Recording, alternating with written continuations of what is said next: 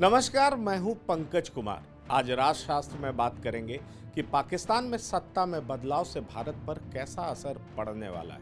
आइए इस पर चर्चा करते हैं और समझने की कोशिश करते हैं कि पाकिस्तान में सत्ता परिवर्तन से भारत की विदेश नीति पर क्या असर पड़ेगा।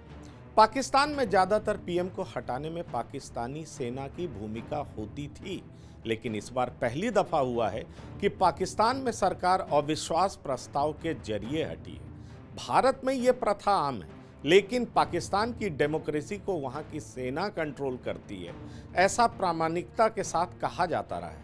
लेकिन पिछले एक हफ्ते में सुप्रीम कोर्ट ने अपने फैसले से पाकिस्तान में लोकतंत्र के प्रति आस्था बढ़ाने का अभूतपूर्व काम किया है।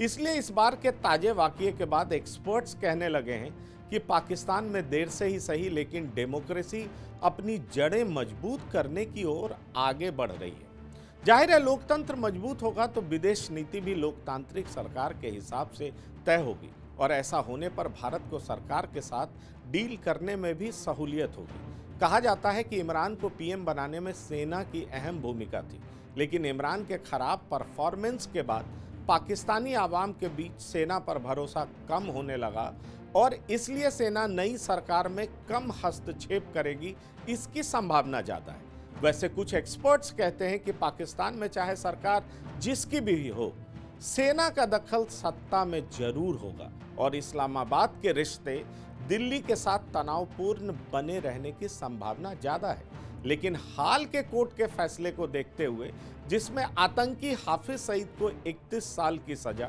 और संपत्ति को जब्त करने का आदेश सुनाया गया है, इसको लेकर कहा जा रहा है कि भारत के साथ बेहतर संबंध बनाना अब सेना भी चाहती है। इसलिए पाकिस्तान सेना द्वारा ऐसे कदम उठाए जा रहे हैं।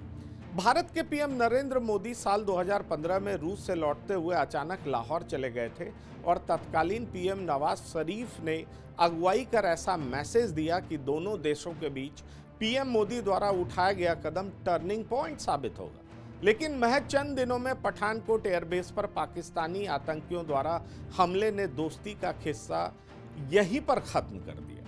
वर्तमान पीएम शहबाज शरीफ 2013 के भारत दौरे पर तत्कालीन पीएम प्रधानमंत्री मनमोहन सिंह से मुलाकात के बाद साथ मिलकर चलने की बात कही थी।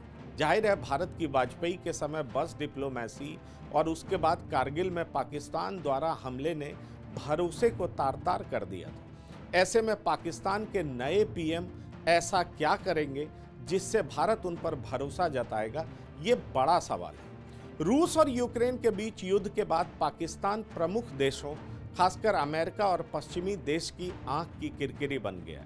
दरअसल इमरान के रवैये की वजह से पाकिस्तान डिप्लोमेटिकली अलग थलग पड़ चुका है। ऐसे में पाकिस्तान का रवैया भारत के प्रति कैसा रहने वाला है, इस पर नजरें सबकी टिकी रहेंगी। भारत हमेशा से पाकिस्तान की राजनीति में अहम रहा है। इमरान सियासी उथल पुथल के बीच विदेश नीति को लेकर भारत की जोरदार तारीफ कर चुके हैं। एक्सपर्ट्स का मानना है कि पीएमएलएन और पीपीपी के सत्ता में आने के बाद सेना को खुश करने की मजबूरी में दिल्ली के प्रति कठोर रुख अपनाना नए पाकिस्तान सरकार की मजबूरी हो सकती है। इमरान खान के खिलाफ अविश्वास प्रस्ताव लाने में सफल रहे शहबाज शरीफ पाकिस्तानी सेना का समर्थन हासिल करने में कामयाबी हासिल की है। वैसे शरीफ भारत के साथ संबंध सुधारने को लेकर काफ़ी सकारात्मक रहे हैं। शहबाज शरीफ अक्सर पाकिस्तानी पंजाब और भारतीय पंजाब के साथ मिलकर काम करने की बात करते रहे। शहबाज पीएमएलएन की पारंपरिक पॉलिटिक्स करते हैं, जबकि इमरान खान विरोध, धरना प्रदर्शन की राजनीति के लिए जाने जाते हैं। इसलिए शहबाज भारत के साथ अच्छे व्यापारिक रिश्तों के हिमायती होंगे। वैसे भी पाकिस्तान की खस्ता हाल अर्थव्यवस्था को देखते हुए भी ऐसा कहा जा रहा है। इमरान खान प्रधानमंत्री नरेंद्र मोदी और भाजपा पर व्यक्तिगत रूप से हमलावर रहे, इसलिए इमरान खान के जाने से नई दिल्ली और इस्लामाबाद के बीच राजनयिक वार्ता शुरू करना आसान हो गया है। एक्सपर्ट्स राजनयिक संबंधों की पूर्ण बहाली और व्यापार फिर से खोलने की बात कह रहे हैं। लेकिन अभी जो ताज़ा खबरें आ रही है, उसमें शहबाज शरीफ ने प्रधानमंत्री के ट्वीट का जवाब देते हुए उन्होंने कश्मीर का राग फिर से आलाप दिया है।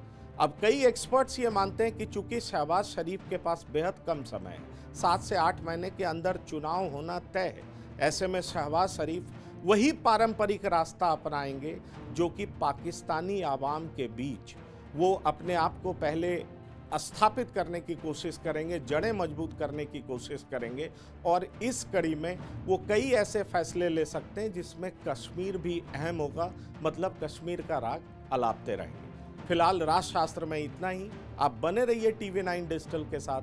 धन्यवाद, नमस्कार।